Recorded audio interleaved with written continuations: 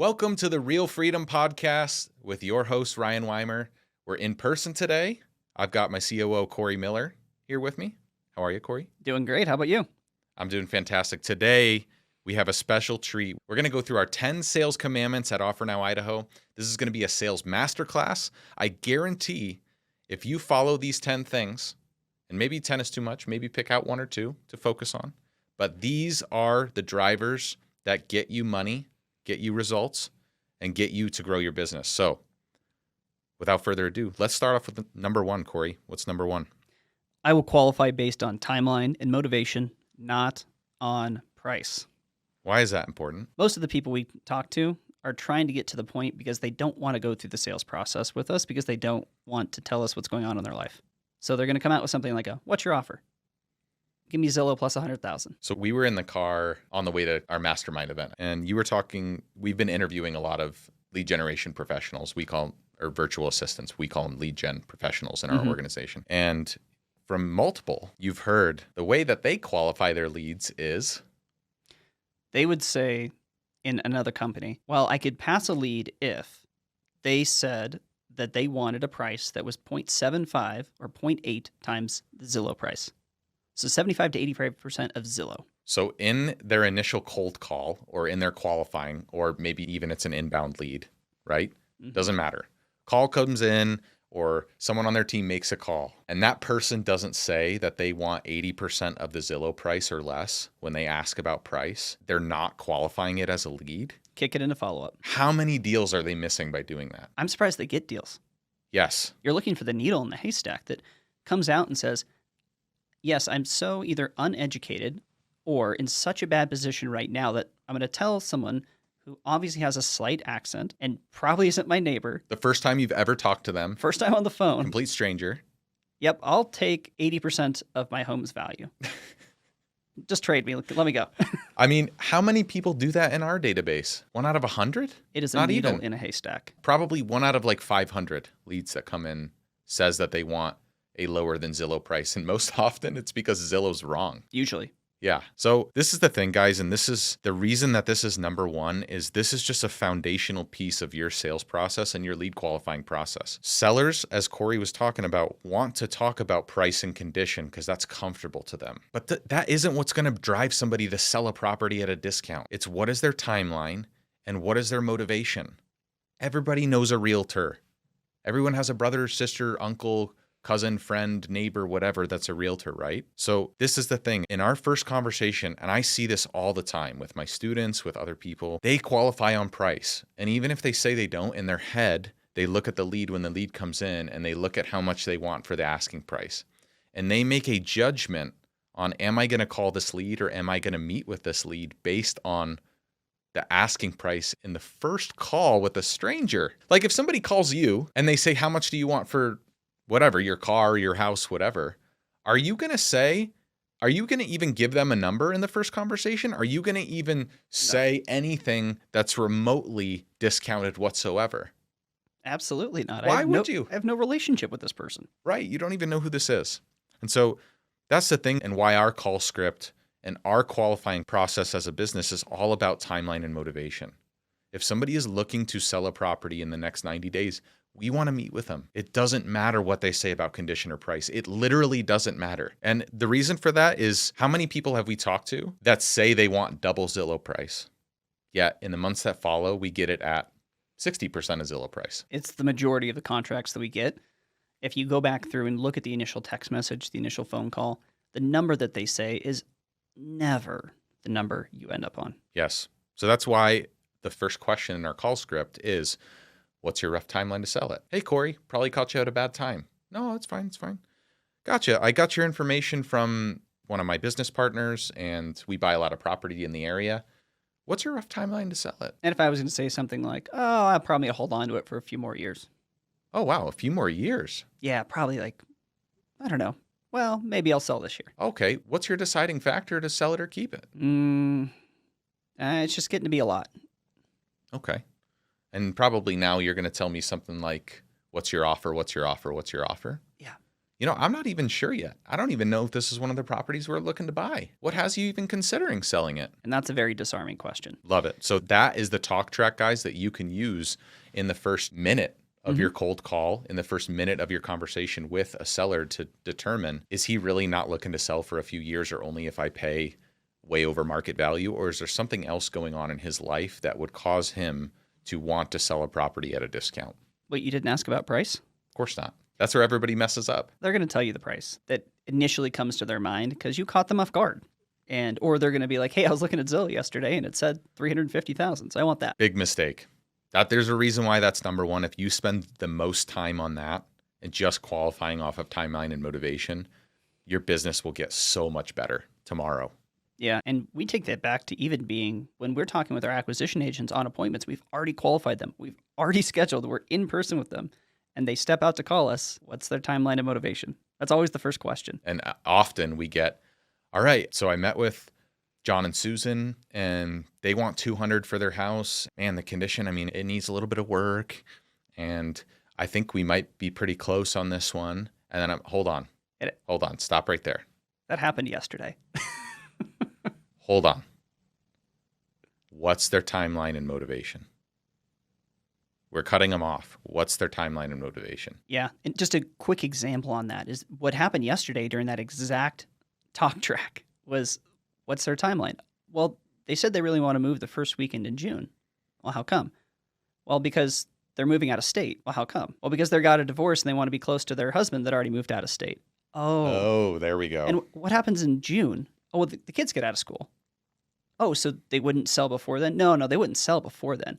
Oh, okay. So now we have a completely different timeline than they need to move in June. They need to move between June and sometime before kids' school starts. And that's so common. But if you just asked them the price, they probably would have told you Zillow at the beginning.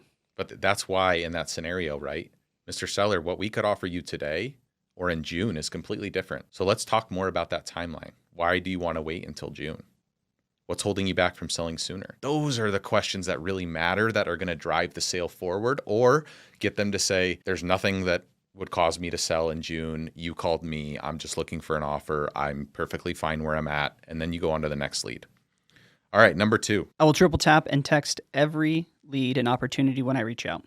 What does a triple tap mean? A triple tap is call, they don't answer, hang up, immediately call again, they don't answer, hang up, immediately call again, they don't answer, hang up, and send a text. That is our follow-up process for every single lead in our database. So if that's our follow-up process, why do people on our sales team still not do it? It's uncomfortable the first few times you do it because nobody's parents taught them to call somebody 3 times. They said, oh, call Johnny.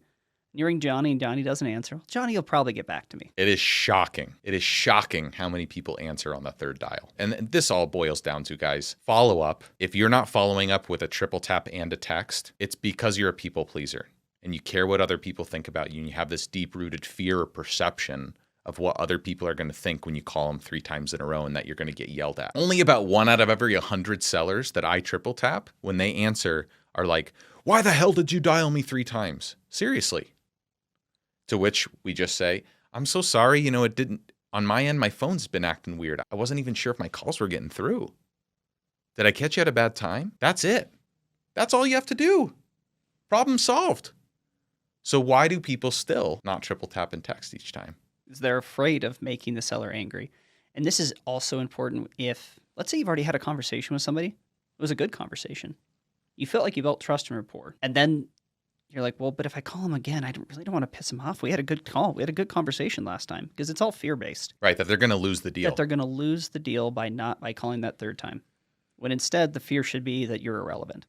And you had one conversation with them and they have life going on.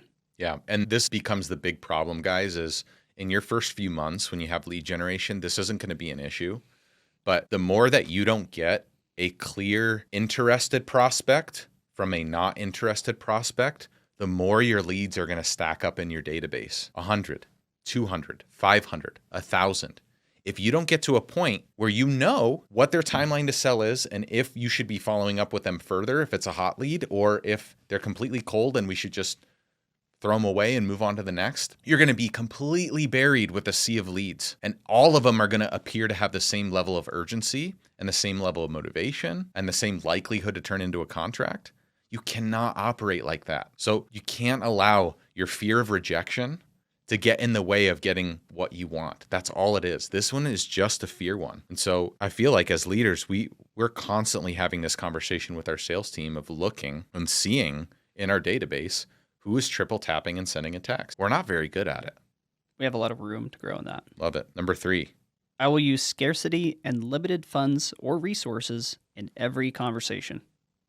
Why is that important? At the end of the day, we're raising our credibility by talking about what we do and providing that with confidence. And it's just the same reason that every single promotion gets run. Black Friday deals, Labor Day only weekend.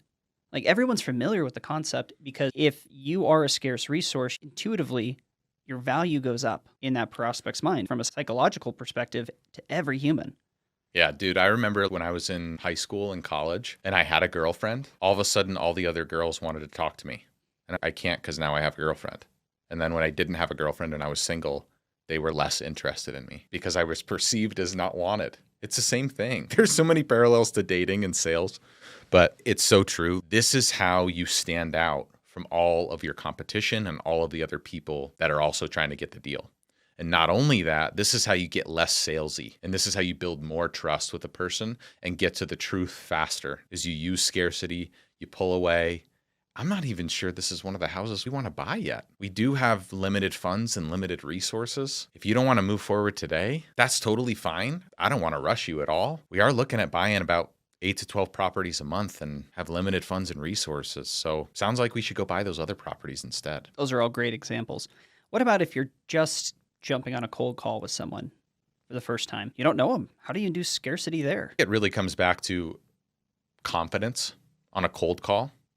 And Brent Daniels, Mr. TTP, shout out to him, Mr. Bananas. He always talks about how the first 30 seconds of the call gets you the next 5 minutes. So actually, it's the first 5 seconds of the call gets you the next minute. And why is that so important? Because your tonality and what you say and how you present yourself is the first impression of that other person on the line. And so that's why we say we buy 8 to 12 properties a month with limited funds and then ask a question. It's so important because everybody else is just information gathering and it's a stranger calling and whatever. You're so much more likely to get hung up on. When you're mixing in your talk track with authority, confident statements, plus scarcity, you appear as a desired resource in that prospect's mind, right? And so that is what gets their attention. Oh, this is probably somebody that I should continue at least the next minute with because they sound legit. And if you're looking for good tactical things, go check out Jeremy Miner. He is fantastic at this. Even when it comes to follow-up, doing something like, I just had a moment between a couple other seller calls.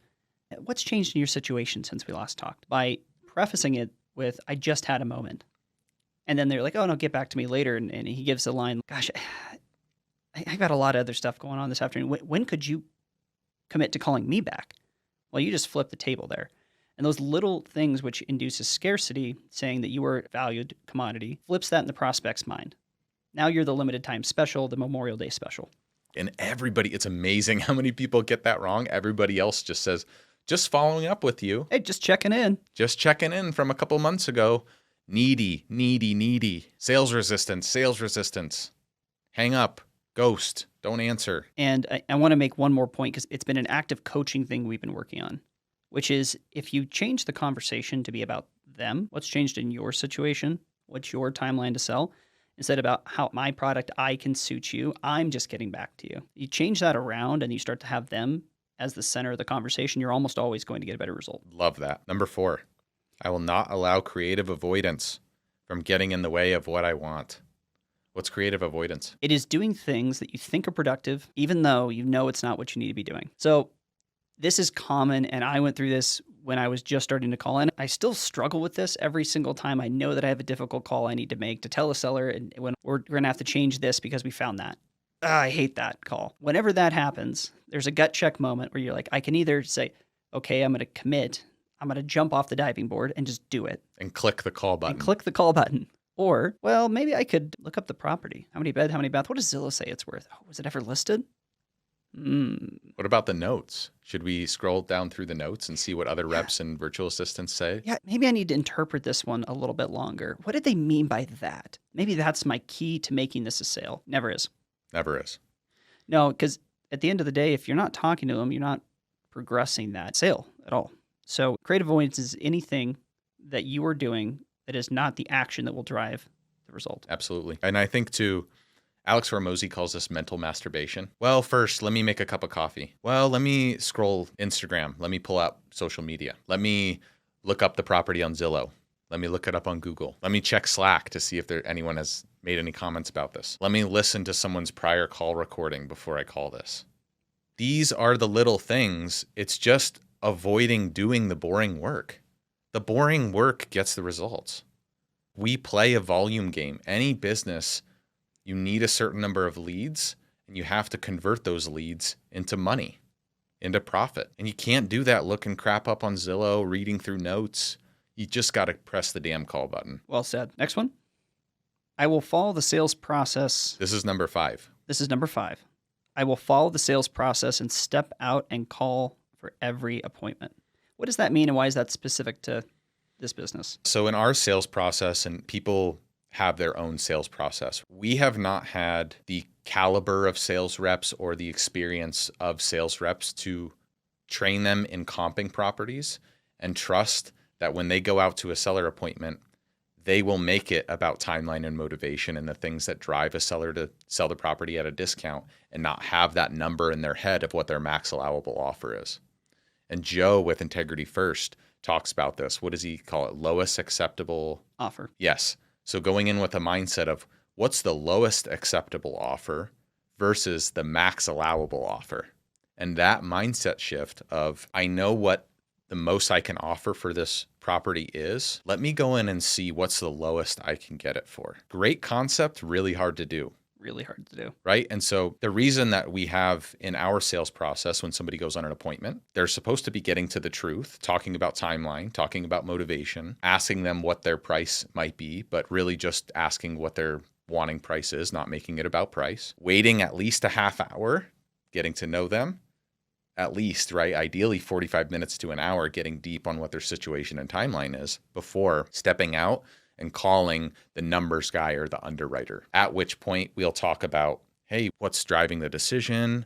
What's important to them? Could it be a novation? Could it be a creative deal? Could it be a cash deal? In our sales process, it always starts with a cash offer and exhausting that. At Offer Now Idaho, we're looking to hire A players to run our organization and help us grow our business. But in what other field can you be talking to people on a regular basis that need help from losing everything, but that is finally in enough pain where they're ready to change their life? We're out there meeting with these people that need our help. Nobody else is there. Some of the things that I'm honestly most proud of are the conversations where we had a tangible impact and didn't get the deal. I know that that doesn't add to the bottom line, but it does help in reciprocity and putting goodwill out in the world. I was also an engineer, and I was so many levels removed from having a direct impact on an individual that if you've never had that experience and you're saying, well, I want to be able to look at my family members and said, here's the impact I've had, this is a position will allow you to do that.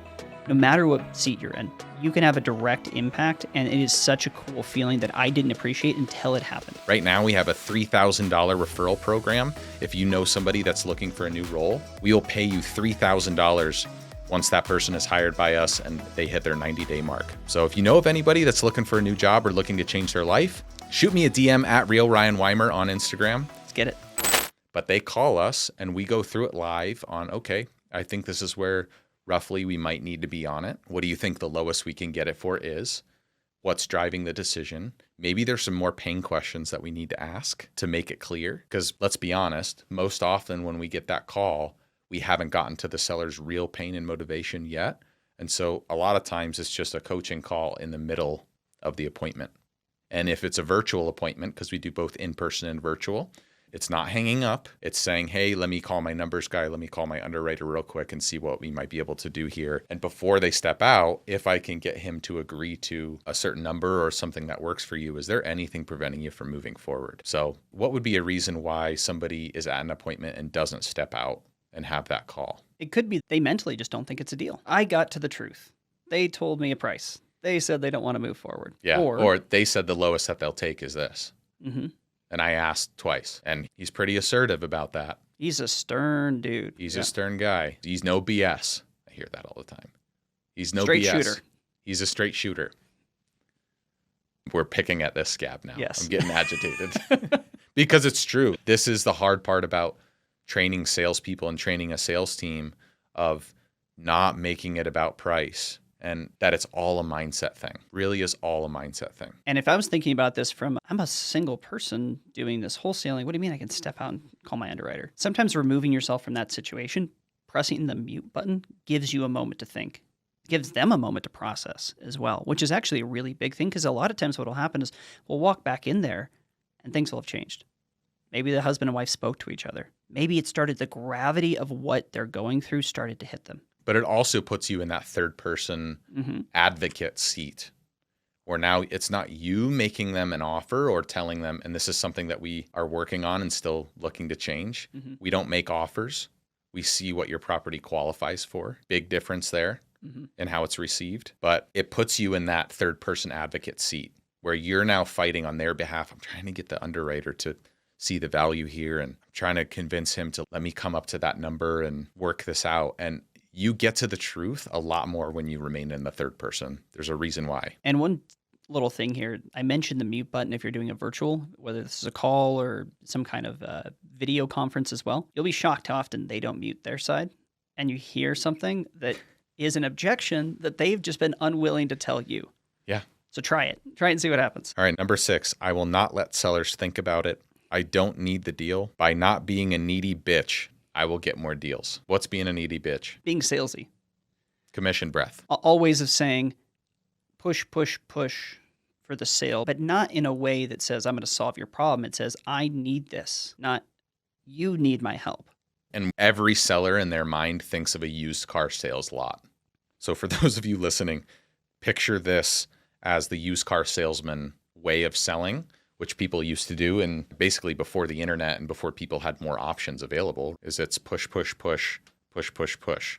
And now that's just a massive turnoff to people and it repels people huge. A big part of the mindset here is I don't need the deal. And by telling yourself that, it gives you the permission to say, I might not be a good fit.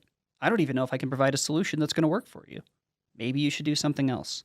Why haven't you tried it? What have you tried? And then at the end, which this is so important because at the beginning of our script, anytime we're going into any appointment, if everything seems to make sense here today, would you be willing to put something in writing? That's the commitment we're getting from them. If they tell us no, that just means it's more of a discovery call. We're not going to talk numbers on it. If they say yes, then this is the really uncomfortable, I'm going to talk to my wife. We need to think it over for the night. It means there's an objection that you haven't overcome yet. Well, it's an objection that you don't even know about. Likely. That happens all the time. And I think if you go in to the appointment needing that deal, you've already lost. If you go into the appointment genuinely wanting to help the person, doesn't matter what industry you're in, but for our industry, if you're genuinely wanting to help the seller do the best thing for themselves and their situation, you are going to get so many more contracts. It's stupid. And people think it's the opposite. People are afraid to ask them if they've talked to a realtor. Why haven't you listed it with a realtor? Why haven't you listed it for sale by owner? I'm sure you've been talking to other investors. What did you not like about the offers they were giving you? People are afraid to ask those because they think all of a sudden the seller's going to go, oh, you know what? I haven't thought about listing it with a realtor. That's a great idea. I should go do that right now. I'm going to go do that. I don't need you anymore. Goodbye. Sorry. Thanks for giving me that idea. That has never happened before, ever. But in our mind, we don't like to say these things because we're afraid we're going to lose the deal. So it really is about leading with value and genuine empathy. And when you do that, you just come across so much more authentic. And I see this with our sales team all the time. If they're on a streak where they've gotten 3, 4, 5 contracts in a week or over a short period of time, all of a sudden they're so relaxed, they're in flow, they don't need the deal. And then they get more contracts because of that, because they're just going in with the mindset of, I'm just going to help this person. I don't need the deal because I've got all these other contracts. I've got all these other seller appointments.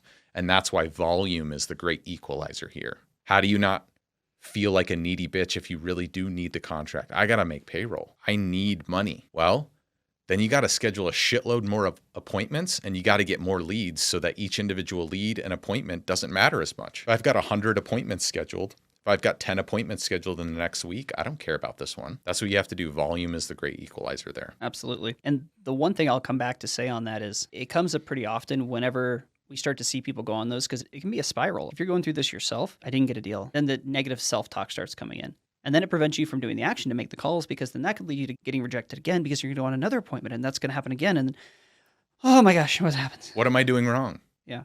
What am I doing wrong? I must be doing something wrong. So this we'd brought up earlier with the mentorship thing. Being around like-minded people going through the same shit helps, because they can be there as your sounding board to say, keep going. We've done this. This happens. Okay. And what are you going to do next? And so if you're in that phase, find somebody else who's been there and talk to them. I think that message is so powerful. The concept of ignorance debt, right? You don't even know what you don't know. So if in your mind you think that you're going to talk to 10 people a day and be getting 3 to 5 contracts a month of off-market properties, it's because you don't know what you don't know. You need to have the guidance of somebody that's been there before that can sit there and say, dude, you talk to 10 people a day? We talk to 160 people a day to get that many contracts. Oh, shit. That just reset my expectations. We use the word expectations in our business all the time, but 99% of our problems, whether it's with a seller, whether it's as a leader training the team, whether it's hiring an employee, 99% of our problems come from not setting the right expectations. All right, number 7. If a seller contradicts something they agreed to at the beginning of the appointment, I will call them out on it and act confused. What does that mean? We talked about establishing the rules up front. If they said they were willing to move forward with something today, if they said there wasn't any other decision makers, and then at the end they say, I've got to go talk to my husband, I've got to go talk to my uncle, my attorney, my CPA. So basically at the beginning of the appointment, they're saying, I don't need to talk to anybody else.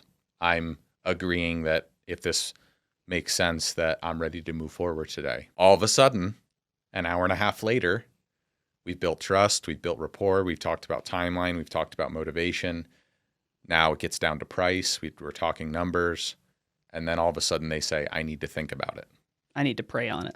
I need to pray about it. That's a tough one. I need to talk to my attorney. I need to talk to my CPA.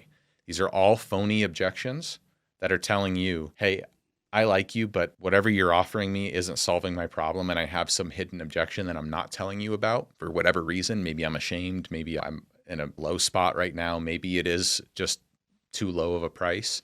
Maybe I'm going to go get multiple offers and I don't want to tell you about that to your face. All these reasons. And each of those, how could we go about reacting to that when somebody says a contradicting statement and you know it when it's happened? I actually had a guy ask me yesterday, you look really disappointed, because he had just told me that. And I was like, it's just because this is where we're at again. Of course you're going to tell me you have to think about it and sleep on it and talk over it the night. And this is where tonality is huge, guys. And the size, the body language. For virtual appointments, we're over Zoom or Google Meet, so people can see that. Or if we're in person, this is where body language is huge. But acting confused is all about tonality, so it doesn't come across as abrasive. And this is what we mean by acting confused and calling the seller out. Remember earlier at the appointment when you said that you weren't going to think about it? And if I heard that, I would just take that as a no. And you said that you wouldn't do that. But now you just said you're going to think about it. That's by design. The stutters, the slow, the curious tone, the concerned tone. And Jeremy Miner does a really good job about talking about all these tones. But if you use the right tone, you can say anything you want. It's less about the words you say and more about the tone you use in acting confused. Because when we're saying that and we're getting that mystery objection we don't know about, we just want to know what the truth is. We have to get to the truth. We cannot end that appointment, have them go into our sea of follow-up and not know what the objection was that we could solve, or if we're just not the right fit. If we're not the right fit, let's find out now so we can go spend our time on other people we are the right fit for. It really all comes back to not needing the deal, having the scarcity, seeking, being okay with the fact that we're not the right solution for most people. And that's okay. That's a really uncomfortable moment. You're going to feel the tension virtually. You're going to feel the tension on the phone or in person. And that's the gut check for you to ask the question and say, am I going to improve in this situation? Am I going to help my future self out where I can say, yeah, we're not a good fit. Maybe they just don't like my face. They were unwilling to tell me for the last hour and a half. I can say, looking at our sales team, if you are getting, well, actually, let's take one step back. How many times in our company and in our business that we hear, talk to them about their different options, they're going to review it, and then they're going to get back to me at 11 a.m. tomorrow with what they decided. How many of those turn into contracts? The next day, probably zero. maybe 1 out of 100. Yeah, like less than 5% for sure. Yeah, it's very small. Right? So why do salespeople do it? Because they don't want to lose the deal. They just spend an hour and a half, 2 hours sometimes, with somebody building all this trust, all this rapport. I'm there. I got it. Would they agree to the numbers? I think. Maybe. It's going to be a contract. Definitely. They are afraid to lose a deal that never existed. Yep. Because they don't want to deal with the rejection in that moment. Anything else to add on that one? That is the reason why we do the upfront agreements at the beginning. If you do a really good job of using the upfront agreements, and guys, if you need our seller appointment script, just DM me the word script at Real Ryan Weimer on Instagram. We'll send that to you. We use it right from Steve Trang's sales training. If you're not going to use it, though, later in the appointment, that's the whole reason why you get upfront agreements, is so that you can act confused later and get to the truth. If you don't get those upfront agreements, then when they say they're going to think about it later, now you have no ammunition to act confused, because the ground rules were never established in the beginning. And the most important ground rule there, besides that one, is if you tell me anything besides a yes, I'm going to take it as a no. And that's okay. Yes. Which then at the end, you have to retell them that's a no.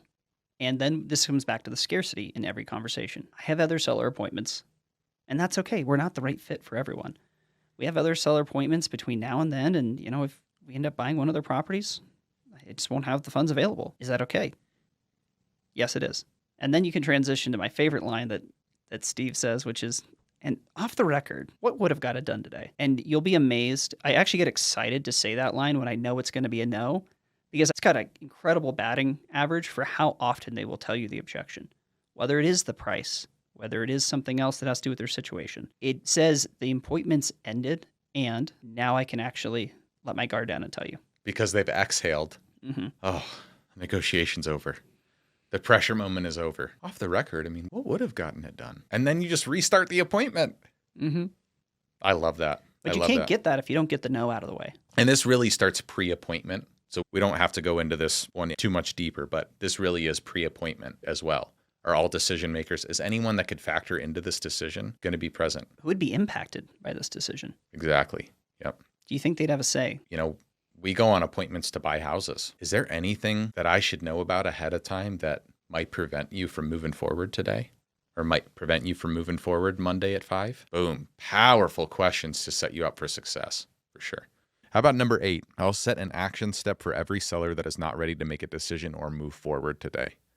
What's an action step? An action step is something that helps them progress, something they're willing to commit to, whether that's talking to a spouse, talking to a realtor in the new location they're going to go to, having that conversation with their kids about what this is going to look like for them when they downsize and move out of the family home. What is that one thing that they're willing to commit to, and what's the date and the time they're going to have that done by, so that way when they get back to us at that specific date and time, they have an answer. There's a few reasons why we do this. Number one, it progresses people through the sales process. The reality is most of the people that we meet with are not going to be ready to do a deal today. Selling a property is an emotional asset. It's one of the biggest decisions, if not the biggest decision a seller is ever going to do in their life. We're not going to get somebody to sign a contract with them the first time we're meeting with them most of the time. Let's just accept that as a fact. So knowing that, how do we progress a seller closer to making a decision, even if it's not us? Because the worst thing that we can do is leave the appointment. Oh, they're going to think about it, whatever. Guess what happens to that lead? Gets lost in the ether, goes into the sea of follow-up. And we don't know if that seller is going to make a decision next week or next year or in a decade. And I can't tell you how many times that we didn't set an action step and then didn't follow up on that action step, that we find a lead that we talked to 3 or 4 months ago and they signed with somebody else. They sold it with somebody else. This is the reason why. So what's an example, Cory, of an action step? Let's say, hey, I have kind of a lukewarm motivation. Maybe I'm downsizing. I'm older. My timeline's a little goopy. Mm-hmm. I've been here 20 years. This is a big thing for me. I know I need to downsize. The home is too much work. It needs some repairs. I don't have the money to do the repairs. But I could also be okay staying here another year and I wouldn't die or nothing bad would happen. What's a good action step to set? In that case, okay, so Mr. Seller, have you already started to look at properties? Okay, you have. What neighborhoods have you been looking at? Have you looked at making any offers on those? Have you got a realtor to help you with that? And in that line of questioning, they're probably going to say like, yes, yes, and then no. Okay, do you want to be represented by somebody? Okay, and how long do you think it would take you to find that right person? So do you think by next Tuesday you could commit to having the weekend to have that conversation with a few different realtors and pick one? Okay, so by 3 p.m., the time we're meeting at today, you could get back to me next Tuesday and let me know what you decided to do there. Oh, okay. So by 3 p.m. next Tuesday, you're going to call me back? Okay, I'm going to mark that on my calendar right now just so I can make sure that I got that time dedicated for you so we can talk about how that discussion went with the other realtors and what you've been finding. And in that moment, you're going to see, did they follow through with their action step or didn't they? Are they a contender or a pretender? Both are okay, but at least now we know. Because if they're not, now we can focus on our other hotter leads, right? We don't need to worry about this one or follow up with this one. So, all right, number 9. You already alluded to this. Yeah, So every action step I set will have an exact date and time for follow-up. the opposite would be, yeah, I'm going to talk to my family about this and we'll get back to you sometime next week. Sometime next week. So the reason for this is how many people that don't have a defined day and time actually end up following up with us. Oh, that's about 0. Or now we're in follow up, ghost mode. We'll never hear from them again, right? Why didn't they get back with me? We had a really good conversation. I thought we were making progress here. Because life happens, right? Life happens. They have kids, they have jobs, they get distracted, stuff's going on in their life. They don't even remember what you talked about. They're ghosting me. They don't respect me now. That's a big one. I mean, if you're using the word respect, then you have to look at yourself internally because you're taking stuff personally. Yeah. And it's nothing personal. You have to have the awareness that people are going through shit in their lives. And it's not about you. Quit making it about you. I'll say one more thing on that when we look at our CRM, we have a next step box. And I can look through there and I can be like, oh, that's a great next step, they said. They're going to talk to their brother, their sister, their mother about doing this and getting back to me. And then they won't put the date and time that they're supposed to do that. And then I'll click on the lead. I'm like, you had a conversation with them 4 months ago. When were they supposed to get back to you? Oh, yeah, that guy. Happens all the time. That's a great way to lose deals. All right. Number 10, actually, guys, I'm going to use this as a teaser here. Number 10 is I will use Ryan's cheat sheet of texts to get responses when sellers ghost me. So I've put together a list of magic texts that you can send that get a higher response rate than your average. Hey, you didn't get back to me. What's going on? Hey, just checking in with you, just following up. Don't do that stuff. You're just going to get more sellers that ghost you. This is the number one problem that people have in lead follow-up is getting ghosted. This cheat sheet of texts is your Ghostbuster formula, okay? So if you want to be a Ghostbuster, you want to stop getting ghosted, DM me the word text at Weimer Investments. I'll send you this cheat sheet of texts for free. So make sure you do that.